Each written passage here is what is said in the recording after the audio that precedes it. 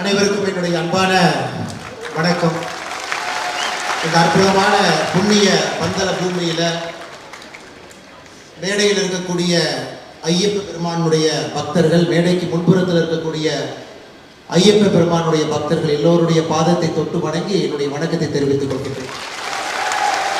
அன்பு சொந்தங்களே, ஐயப்பனுக்கு எப்பொழுதெல்லாம் ஒரு பிரச்சனை வருகின்றதோ அப்பொழுதெல்லாம் ஐயப்பனுடைய பக்தர்கள் ஒன்றாக திரண்டு வெகுண்டெழுந்து அவருக்காக எப்பொழுதும் கேரளத்தில் நின்று கொண்டிருக்கின்றார். 2018-19 ஐயப்ப பெருமகனுக்கு ஒரு பிரச்சனை வந்த பொழுது எப்படி கேரள மாநிலமே ஒன்றாக வெகுண்டெழுந்து நின்றார்களோ அதே போன்ற ஒரு உணர்ச்சியை, ஒரு எழுச்சியை இப்பொழுது இந்த மண்ணிலே பார்க்க முடிகிறது. இந்த பந்தல மண்ணில் இன்னைக்கு இங்கே உணர்ச்சியோடு வந்திருக்கக்கூடிய ஒருவரும் கூட சனாதன தர்மம் என்கின்ற இந்த பாரம்பரியத்தை, ஆண்டாண்டு காலமாக நம்மை வழிநடத்தக்கூடிய தர்மத்தை பாதுகாக்க வேண்டும் என்கின்ற ஒற்றை கருத்தில் இங்கே வந்திருக்கின்றோம். மேடையின் மீது இருக்கக்கூடிய முக்கியமானவர்கள், நம்மை வழிநடத்தக்கூடியவர்கள், தர்மத்தினுடைய துறவிகள், ஆன்மீகவாதிகள், அரசியல் கட்சியை சார்ந்தவர்கள், இந்த நிகழ்வை நடத்தி கொண்டிருப்பவர்கள் எல்லோருக்கும் வேறு வேறு பெயர் இருந்தாலும் கூட இன்னைக்கு மேடையின் மீது எல்லோரும் ஐயப்பனுடைய பக்தர்களாக அமர்ந்திருக்கின்றார்கள். என்னுடைய பெயரையும் ஐயப்ப பக்தன் என்று சொல்லி எல்லோருடைய பெயரையும் சொன்னதாக நான் கருதுகின்றேன். அதே போல முன்புறத்தில் இருக்கக்கூடியவர்கள் கூட இன்றைக்கு ஐயப்பனுடைய பக்தர்களாக வந்திருக்கிறார். 1200 ஆண்டுகளுக்கு முன்பு பந்தலத்துல இங்க இருக்கக்கூடிய ராஜ குடும்பம் உருவாகி பந்தல மகாராஜா உருவான பொழுது நமக்கு தெரியும், பாண்டிய மன்னனுடைய வழித்தோன்றலாக பந்தலத்தினுடைய ராஜாக்கள் இங்க வந்தார்.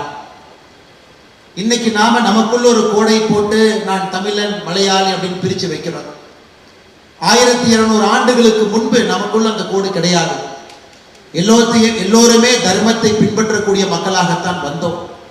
ஆனால் இன்னைக்கு நான் இங்கு ஒரு தமிழனாக வரவில்லை, ஒரு சனாதன தர்மத்தை பாதுகாக்கக்கூடிய உங்களை போன்ற ஆயிரக்கணக்கான சிப்பந்திகள்ல ஒரு மனிதனாக நான் இங்கே வந்து நின்று கொண்டிருக்கின்றேன். அன்பு சொந்தங்கள்,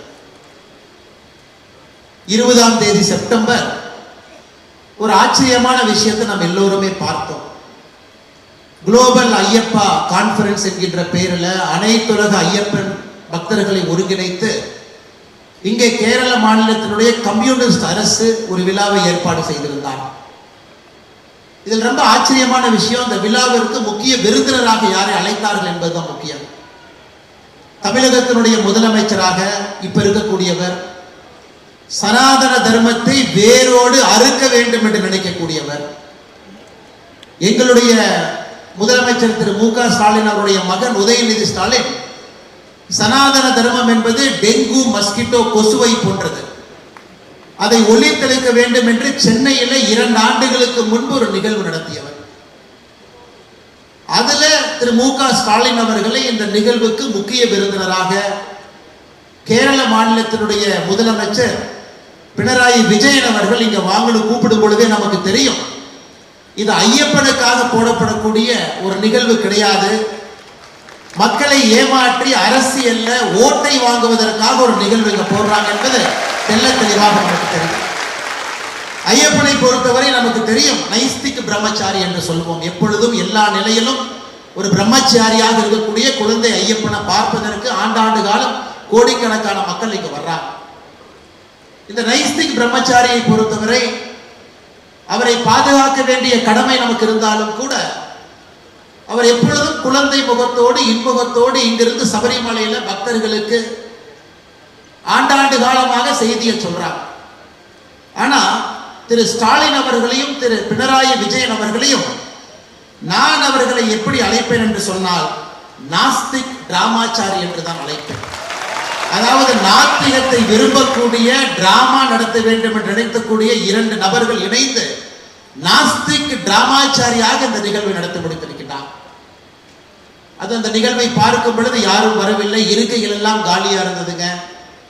இவர்களாகவே கஷ்டப்பட்டு ஒரு கூட்டத்தை போட்டு ஐயப்பனுக்கு நாங்கள் இருக்கின்றோம் என்று சொல்லி அதன் மூலமாக இன்னும் தங்களுடைய பெயருக்கு களங்கத்தை ஏற்படுத்தி கொண்டிருக்கின்றார்கள். என்று சொந்தங்கள், இது நாம் கேட்கக்கூடிய ஒரே ஒரு கேள்வி, 2018-19 காவல்துறையை வைத்து ஐயப்ப பக்தர்களை அடித்து உதைத்து உச்ச நீதிமன்றம் ஒரு தீர்ப்பு கொடுத்த பிறகு அதை முழுமையாக இப்படித்தான் கண்டிப்போடவே கண்டிப்பாக நான் நடைமுறைப்படுத்துவேன் என்று பொங்கி எழுந்த திரு விஜயன் அவர்களுக்கு ஐயப்பனை பற்றி ஒரு மாநாடு நடத்துவதற்கு என்ன உரிமை இருக்கிறது என்பதுதான் அடிப்படையான ஐயப்ப பக்தர்கள் கேட்கக்கூடிய ஒரு கேள்வி.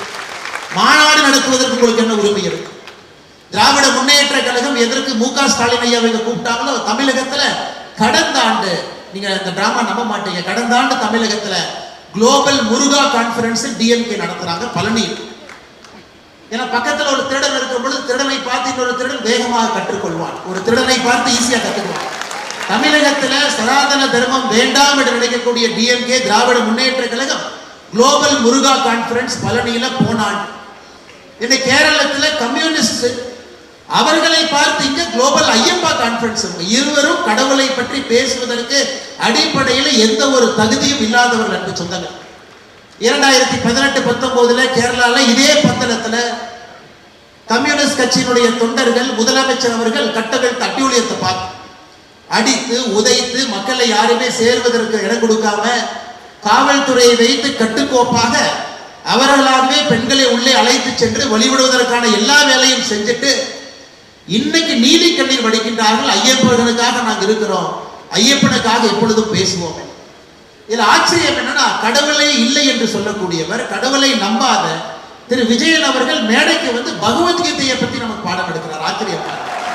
ஒரு அப்பதான் நினைச்சேன், கேரளால கம்யூனிஸ்ட்காரங்கெல்லாம் நீங்க பகவத்கீதையை படிக்க ஆரம்பிச்சாங்கன்னா என்ன ஆகும்னு யோசிச்சு பாருங்க. பகவத்கீதையை படிச்சுட்டு அதிலும் 12வது சாப்டர் படிச்சுட்டோம்னு சொல்றார். அத்விஷ்ட சர்வ பூதானா மைத்ர கருணா ஈவாச்சான்னு நம்ம பாடுறாரு. என்ன சொல்றாருங்க? அதாவது ஒரு பக்தன் எப்படி இருக்க வேண்டும் என்று விஜயன் அவர்கள் நமக்கு பாடம் எடுக்கிறாங்க. அந்த மாதிரி பக்தனா நீங்க எல்லாம் இருங்க, கடவுளை நம்பாத விஜயன். ஆனா பிரச்சனை என்னன்னாங்க, அவர் 12வது சாப்டருக்கு மேல அவர் படிக்கல. திரு விஜயன் அவர்களுக்கு நான் பகவத்கீதையிலிருந்து இன்னொன்று நான் சொல்றேன். 12வது சாப்டரை தாண்டி இன்னும் கொஞ்சம் முன்னாடி போங்க, 13வது சாப்டர், 14, 15, 16வது சாப்டர் போனீங்கன்னா 21வது வரிய திரு விஜயன் அவர்கள் மறுபடியும் இன்னைக்கு பகவத்கீதை எடுத்து படிக்கணும். திரிவிதாம் நரகஸ்யதாம் துவாரம் நாசனாம் ஆத்மனஹ காம குரோதா சதலோபாஸ் தஸ்மத் அத்ரயம் தயாஜ. இதையும் படிக்கணும். இதுல என்ன சொல்லுதுன்னா, ஒரு மனிதன் நரகத்திற்கு போக வேண்டும் என்றால் 3 வழிதான் இருக்கு. Lust, anger, greed. காமம் நரகத்துக்கு வேகமா கூட்டிட்டு போயிடும், பேராசை நரகத்துக்கு வேகமா கூட்டிட்டு போயிடும், கோபம் நரகத்துக்கு வேகமா கூட்டிட்டு போயிடும். இந்த 3ம் இருப்பது இன்னைக்கு கேரள கம்யூனிஸ்ட் அரசு கிட்ட திரு விஜயன் அவர்கிட்ட இருக்கு. அதனால 12வது சாப்டரோட நிறுத்தாம அப்படியே 16வது சாப்டர் படிச்சீங்கன்னா உங்களுக்கே பகவத்கீதையில சொல்லியிருக்கக்கூடிய புத்திமதி தெரியும். அதை தாண்டி நம்முடைய தமிழ் மண்ணில் ஐயன் திருவள்ளுவர் திருக்குறள் எழுதியிருக்கார். கொலை மேற்கொண்டாரு கொடிதே அலை மேற்கொண்டு அல்லவை செய்தொழுகும் வேந்து. ஒரு அரசனை பொறுத்தவரை, ஒரு கிங், ஒரு ராஜா, அரசனை பொறுத்தவரை அரசன் கொடுமை செய்வது, அரசன் இருக்கக்கூடிய சட்டத்தை தவறாக பயன்படுத்துவது, ஒரு அரசன் கொடுமை செய்வது, அரசன் ஒரு சட்டத்தை தவறாக பயன்படுத்துவது அரசனுக்கு கீழே இருக்கக்கூடிய கொலைகாரனை விட ஒரு பெரிய பாவம் அரசன் சம்பாதிப்பான் என்று திருவள்ளுவர் சொல்றார். 2018-19 திரு விஜயன் அவர்கள் கேரள மாநிலத்துல பந்தளத்துல இந்த பகுதியில அவர் நடந்து கொண்ட விதம் எது, அவர் மக்களை நடத்திய விதம் என்ன, கையில் ஆட்சி அதிகாரம் இருக்கிறது என்கின்ற ஒற்றை காரணத்திற்காக லட்சக்கணக்கான ஐயப்ப பக்தர்களுக்கு எவ்வளவு பிரச்சனை அவர் உருவாக்கினார். அதனால் இது யாருக்கு பொருந்ததோ இல்லையோ திரு விஜயன் அவர்களுக்கு பொருந்தும். கொலை மேற்கொண்டாரு கொடிதே அலை மேற்கொண்டு அல்லவை செய்தொழுகும் வேந்து. அரசன் செய்யக்கூடிய தவறுகளை விஜயன் அவர்கள் 2018-19 செஞ்சிருக்கிறாங்க. அதனால தயவு செஞ்சு பகவத்கீதை பாடத்தை எங்களுக்கு எடுக்காதீங்க. கண்ணாடியை பார்த்து நீங்களே உங்களுக்கு சொல்லிடுங்க எப்படி அரசனாக வாழ வேண்டும், எப்படி மனிதர்களை மனிதர்களாக இங்கே மதிக்க வேண்டும். அன்பு சொந்தங்களே, இதையெல்லாம் தாண்டி இன்னும் ஒரு படி முன்னாடி போவோம். திரு விஜயன் அவர்கள் ஓணம் பண்டிகையை அரசு அலுவலகங்களை யாராச்சும் கொண்டாடினா அது ஆன்டி ஹிந்து, அவங்க கொண்டாடக்கூடாது. அவருடைய பிடபிள்யூ மினிஸ்டர் சுதாகரன் அவங்க சொல்றாங்க, இந்த நிலவிலக்கு ட்ரெடிஷனல் லேப் இதெல்லாம் நாம் நடத்துறதே அரசு நிகழ்ச்சியில நடத்தாதீங்க. கேரள மாநிலத்தினுடைய ஸ்பீக்கராக இருக்கக்கூடிய சம்ஷீர் அவரை பொறுத்தவரை லார்டு கணேசா கணபதி அவரே ஒரு மித், உண்மை கிடையாது. தாமஸ் ஐசக் முன்னாள் கேரளத்தினுடைய நிதி அமைச்சர், வாமன அவதாரே ஒரு பொய். திரு ஜெயராஜன் அவர்கள் கம்யூனிஸ்ட் கட்சியினுடைய தலைவராக இருக்கிறவங்க பரசுராமரே ஒரு மித். இந்த கேரள மண்ணை பொறுத்தவரை பரசுராமர் சேத்திரம் கிடையாது அப்படின்னு கேரள மண்ணில் இருக்கக்கூடிய ஒரு கம்யூனிஸ்ட் கட்சியினுடைய தலைவர் சொல்றாங்க. இவ்வளவு விஷயங்கள் பேசக்கூடிய ஒரு கட்சியிலிருந்து வந்திருக்கக்கூடிய விஜயன் அவர்கள் இன்னைக்கு ஐயப்பனுக்காக ஒரு நிகழ்வை நடத்திவிட்டு நாங்கள் ஐயப்பனுக்காக இருக்கின்றோம். சமீபத்தில் ஒரு படம் பார்த்திருப்பீங்க, ஒரு நெட்ஃபிளிக்ஸ் சீரீஸ் ஸ்கேம் 92. எப்படி 2 பேர் சேர்ந்து பாம்பே ஸ்டாக் எக்ஸ்சேஞ்சை ஸ்கேம் பண்ணாங்க. இன்னைக்கு இந்தியாவில் 2 பேர் அது மாதிரி செய்யறாங்கன்னா, ஒன்னு ஸ்டாலின் அவர்கள், இன்னொன்று விஜயன் அவர்கள். ஏன் நான் சொல்றேன், தமிழகத்தில் நம்முடைய தமிழ்நாட்டில் இந்து கோவில்களை TNHRNC நிர்வாகம் செய்யறாங்க, ஒரு அரசு நிர்வாகம் செய்யறாங்க. 1985 5,25,000 ஏக்கர் இருந்த TNHRNC இன்னைக்கு 4 லட்சம் ஏக்கர், 1,25,000 ஏக்கர் காணாம போயிடுச்சு. 1985க்கு பிறகு 40 ஆண்டுகள்ல தமிழ்நாட்டினுடைய இந்து அறநிலைத்துறை நடத்தக்கூடிய கோவில்கள் 46,000 கோவில், 46,000 temples managed by TNHRNC. In 1985 TNHRNC had 5,25,000 acres. In 40 years TNHRNC has lost 1 lakh acre. Right now we have 4 lakh acre. Tamil Nadu அரசு இந்த 1,25,000 ஏக்கர் எங்கே போச்சுன்னு கண்டுபிடிக்க முடியல. தமிழ்நாடு அரசு சார்பா இந்த ஐயப்பன் மீட்டிங்க்கு எங்களுடைய அறநிலைத்துறை அமைச்சர் சேகர் பாபு வந்திருக்கார். அவர் என்ன கேட்கிறாருன்னா, ஒரு 5 ஏக்கர் மட்டும் எங்களுக்கு கொடுங்க, பந்தளத்தில் கொடுங்க கேட்கிறார். ஆச்சரியம் என்னன்னா, தமிழ்நாட்டில் 1,25,000 ஏக்கர் காணோம்.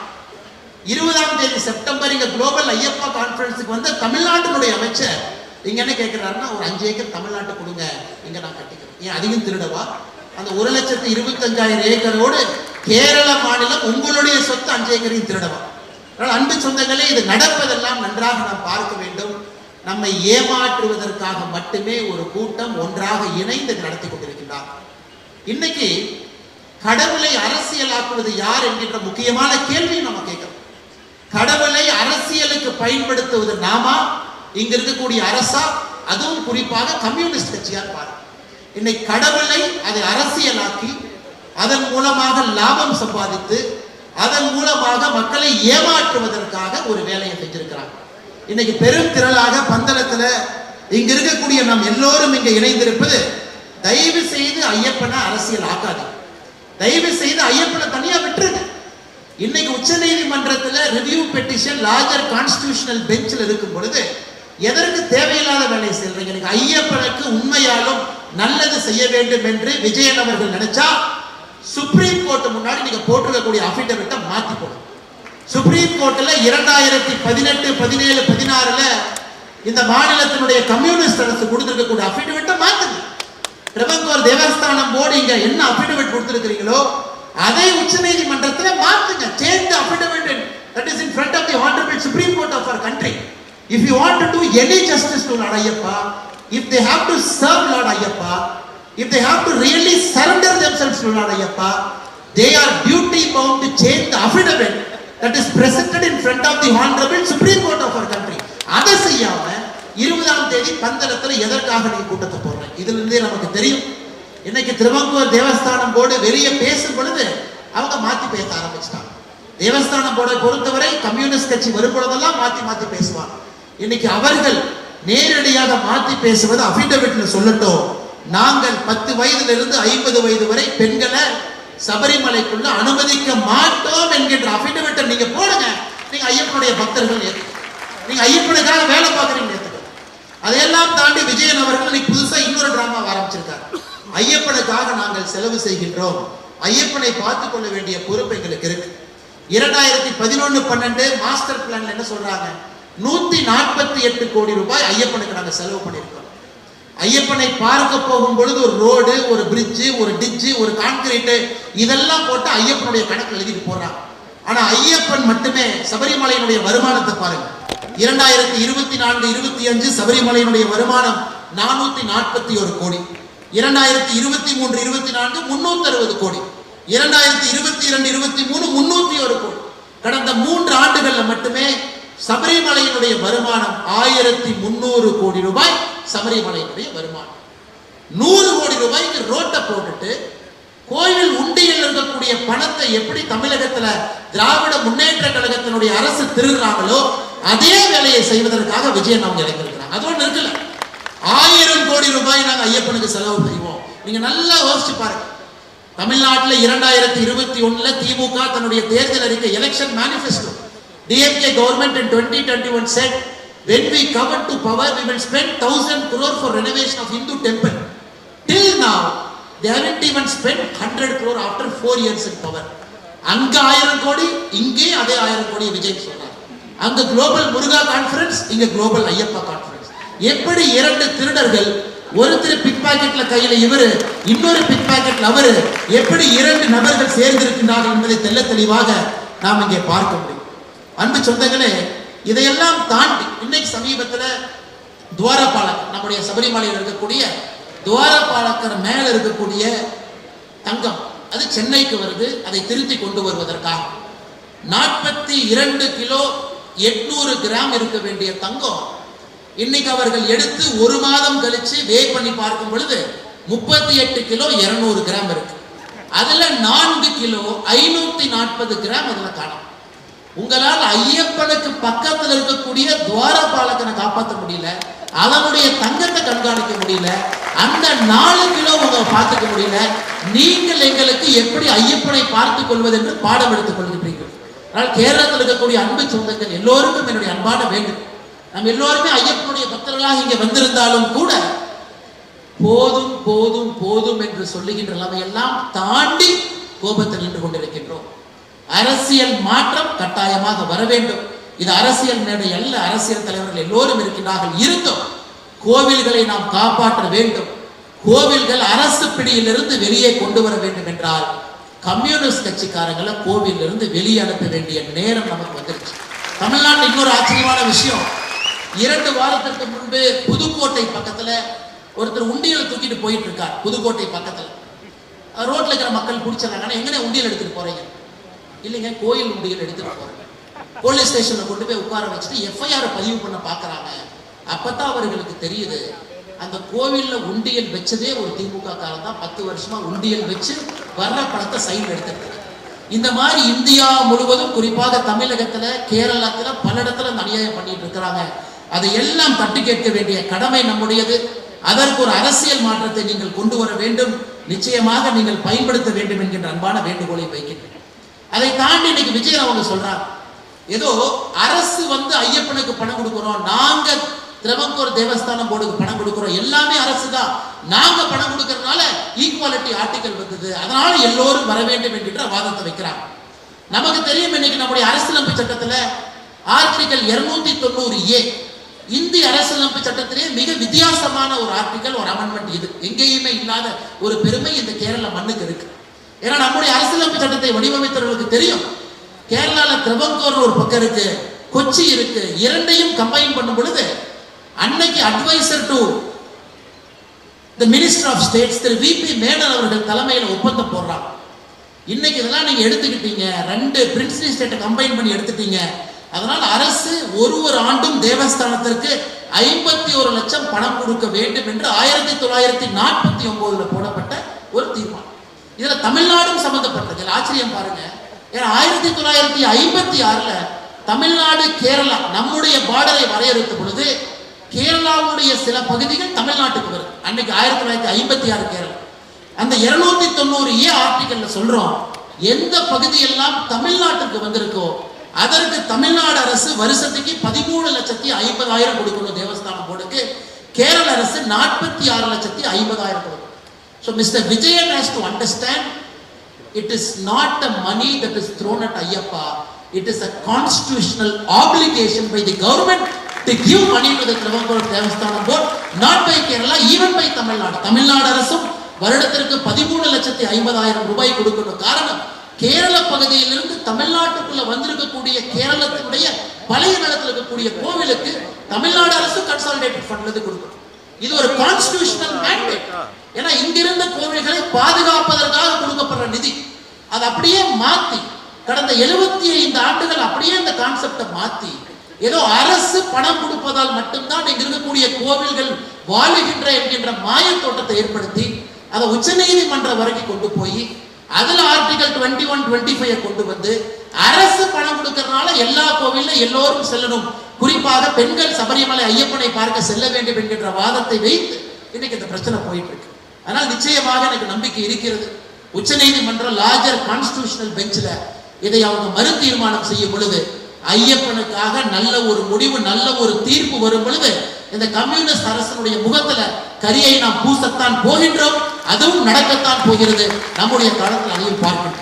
அதனால இந்த அற்புதமான இந்த மாநாட்டில் பங்கேற்கக்கூடிய எல்லா தலைவர்களுக்கும் இந்த நேரத்தில் நாம் நெஞ்சார்ந்த பாராட்டுக்களை, வாழ்த்துக்களை தெரிவிக்கணும். காரணம், 20ஆம் தேதி அரசு நடத்திய கூட்டத்தை விட 10 மடங்கு பெரிதாக ஆன்மீகவாதிகள், பெரியவர்கள், அரசியல் கட்சியினுடைய தலைவர்கள், சாதாரண பொதுமக்கள், ஐயப்ப பக்தர்களை எல்லோரும் கொண்டு வந்து கேரள மாநிலம் ஒரு செய்தியை சொல்லி இருக்கிறது. ஐயப்பனை தொட்டால் நாங்கள் விடமாட்டோம் என்கின்ற பெரிய செய்தியை சொல்லியிருக்கிறோம். அது 2026 தேர்தல் களத்தில் அதை எதிரொலிக்க வேண்டும் என்கின்ற ஒரு ஐயப்ப பக்தராக என்னுடைய கருத்தையும் இங்கு வைக்கின்றேன். கடைசியா திரு விஜயன் அவர்களுக்கும் கம்யூனிஸ்ட் ஆட்சி எங்களுடைய வேண்டுகோள், நீங்கள் புரிந்து கொள்ள வேண்டும், மனிதனுடைய சட்டங்கள், உங்களுடைய சட்டங்கள் ஐயப்பனுக்கு பொருந்தாது என்பதை எப்பொழுது புரிந்து கொள்ளுகின்றீர்களோ அன்னைக்கு உங்களுக்கு நல்ல புத்தி கிடைக்கும். இரண்டாவது, பகவத்கீதையை முழுசா 18 சாப்டர் படிங்க, 12 சாப்டரோட நடிக்கிறாங்க. மூன்றாவது, கேரள அரசும் தேவஸ்தான போர்டும் இன்னைக்கு உச்ச நீதிமன்றத்தின் முன்பு நீங்க போட்டிருக்கக்கூட அபிடவிட்டை மாத்தி ஐயப்பனுக்கு ஆதரவாக நீங்கள் கொடுக்கும் பொழுது ஐயப்பனுக்காக நீங்கள் இருக்கின்றீர்கள் என்கின்ற பொருள். அதுவரை எத்தனை மாநாடு நீங்கள் நடத்தினாலும் நாங்கள் நம்ப போவது கிடையாது. 2018-19 அந்த ஆர்ப்பாட்டத்தில் பங்கேற்ற எல்லோரின் மீதும் வழக்கு போடப்பட்டிருக்கிறது. அந்த வழக்கை உடனடியாக நீங்கள் கைவிட வேண்டும் என்பதும் இதன் மூலமாக சொல்லுகின்றோம். நன்றாக புரிந்து கொள்ள வேண்டும், பம்பையோ பந்தலமோ இது ஒரு பிக்னிக் ஸ்பாட் கிடையாது, ஐயப்பன் வாழுகின்ற இடம். அதனால் நீங்கள் நடத்தக்கூடிய இந்த குளோபல் கான்ஃபரன்ஸ் ஐயப்பனை உலகத்துக்கு அறிமுகப்படுத்தப்படுகிற தேவை யாருக்கும் கிடையாது. ஐயப்பனை விட இவங்கெல்லாம் பெரிய ஆளுகளா? ஐயப்பனை உலகுக்கு அறிமுகப்படுத்துவதற்காக ஒரு மாநாடு நடத்துறாங்களாமா. இந்த இடத்தை அப்படியே விடுங்க. காட்டுக்குள் ஐயப்பன் இருப்பதுதான் அனைவருக்கும் பெருமை. தயவு செய்து அதை அசிங்கப்படுத்தாங்க. அது மட்டுமல்ல, திரு விஜயன் அவர்களுக்கு இன்னைக்கு பிராமின் சமுதாயத்தின் மீது ஏதோ ஒரு கோபம் இருக்கு. அதை நல்லா ஆழ்ந்து பார்க்கும் பொழுது அந்த கோபத்தை தொடர்ச்சியாக அதை காட்டிக் கொண்டிருக்கின்றார்கள். அதிலிருந்து அந்த பிராமின் போபியாலிருந்து வேகமா வெளியே வாங்க. விஜயன் அவர்களுக்கு பாதி பிரச்சனை இன்னைக்கு கேரளா முடிச்சு. கடைசியாக தமிழகத்திலிருந்து 2 அமைச்சர்கள் வந்தாங்க. பிடிஆர் அவங்க வந்தாங்க, இன்னொரு அமைச்சர் சேகர் பாபு வந்தாங்க. இவர்கள் இருவருக்கும் தலைவர் யாருன்னா பெரியார். திராவிட சித்தாந்தத்திற்கு பெரியார் தலைவர். இந்த பெரியார் 1943 செப்டம்பர் மாதம் 21ஆம் தேதி பெரியார்கிட்ட கேட்கிறாங்க, கம்யூனிசம்னா என்னன்னு கேட்கிறாங்க. அதற்கு பெரியார் அவர்கள் சொல்றாரு, திருச்சியில கம்யூனிசம்னா இனிப்பு கலந்திருக்கக்கூடிய கசப்பு மாத்திரை என்று சொல்லுகின்றார். Communism is nothing but a sugar coated poison pill. ஒரு இனிப்பு கலந்திருக்கக்கூடிய ஒரு பாய்சன் தான் கம்யூனிஸ்ட். இன்னைக்கு அந்த கம்யூனிஸ்ட் நடத்தக்கூடிய மாநாட்டுக்கு அந்த பெரியார் அவருடைய சித்தாந்தத்தின் வழித்தோன்றலாக வந்திருக்கக்கூடிய கட்சியிலிருந்து 2 பேர் இங்க வந்ததே 5 ஏக்கர் ஆட்டை போடத்தான் வந்தாங்க. வேற எதுக்கு அவங்க வரல? அங்க 1,25,000 ஏக்கர், கேரளாவில் 5 ஏக்கர் வருமானு. அதையெல்லாம் நீங்கள் பெரிதாக எடுத்துக்கொள்ள வேண்டாம். மற்றும் ஒரு முறை மேடையில் இருக்கக்கூடிய எல்லோருக்கும், ஐயப்ப பக்தர்களுக்கும், உணர்ச்சியோடு வந்திருக்கக்கூடிய எல்லோரும் இதே போல தொடர்ந்து கட்டுக்கோப்பாக ஐயப்பனுக்காக ஒருங்கிணைந்து நாம் நிற்போம். மாற்றம் நிச்சயமாக வரும். அரசியல் மாற்றத்தை நீங்கள் மறந்துவிடக் கூடாது. அரசியல் மாற்றமே உண்மையான சமுதாய மாற்றத்திற்கு வித்திடும். 2026 தேர்தலை நாம் பயன்படுத்தி கடவுளுக்கு எதிராக, ஐயப்பனுக்கு எதிராக இருக்கக்கூடிய கம்யூனிஸ்ட் கட்சி ஆட்சியை இங்கிருந்து தூக்கி எறிவதற்கு நாம் ஒன்றிணைவோம். அதை நீங்கள் ஐயப்ப பக்தர்களாக நிகழ்த்தி காட்ட வேண்டும் என்கின்ற வேண்டுகோளை வைத்து வாய்ப்பு கொடுத்த நல்ல உள்ளங்களுக்கும், மேடையில் இருக்கக்கூடிய தலைவர்களுக்கும், சபரிமலை சம்ரட்சண சங்கமத்தில் இருக்கக்கூடிய எல்லா அண்ணன், குறிப்பாக எஸ்ஜிஆர் குமார் அவர்களுக்கும் என்னுடைய நெஞ்சார்ந்த நன்றிகளை தெரிவித்துக் கொள்கின்றேன். நன்றி, வணக்கம். சுவாமியே சரணம் ஐயா.